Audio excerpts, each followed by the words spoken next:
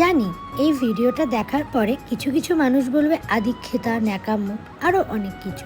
তো সেই জন্য আগে থেকেই বলছি, ভিডিওটা তোমাদের জন্য নয় যাদের মনে হবে এটা ন্যাকামো। ভিডিওটা তাদের জন্য যারা এই জিনিসগুলোকে অ্যাপ্রিসিয়েট করতে পারে। তো কালকে আমার সাথে একটা ঘটনা ঘটেছে। কালকে ছিল সায়নিধি স্টুডিওতে এক্সাম, তাই সকাল থেকে আমি ভীষণ ব্যস্ত ছিলাম। তো হঠাৎ করে বিকেলবেলা আমায় ফোন করে বলল, আমি একটু কাজে বেরিয়ে যাচ্ছি, তোর জন্য একটা জিনিস মায়ের কাছে রেখে এসেছি, বাড়ি গিয়ে দেখে নিস। তো বাড়ি এসে দেখলাম একটা প্যাকেট। তো প্যাকেটটা দেখেই চিনতে পেরেছিলাম যে এটা প্যান্টালুন্সের প্যাকেট। তো খুলে দেখলাম একটা কুর্তি রয়েছে। তার জন্য আমি খুব একটা এক্সাইটেড ছিলাম না, বাট ওই পার্সেলটার উপরে একটা চিঠি ছিল। সেই চিঠিটাতে যে কথাগুলো লেখা ছিল সেগুলোর জন্য আমি একটুও প্রস্তুত ছিলাম না।